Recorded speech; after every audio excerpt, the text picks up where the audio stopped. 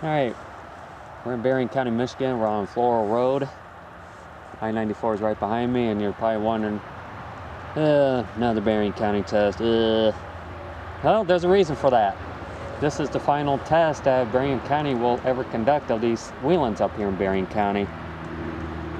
Now, we don't know why, but I heard that they're going to get rid of all the sirens. That's all I know for now. So I figured this is the very first one that I ever heard several years ago, and I figured what better way to end it with the wheeling that I very first heard up here. End of an era. So sit back, relax, and enjoy the final Berrien County Cook Center siren test ever.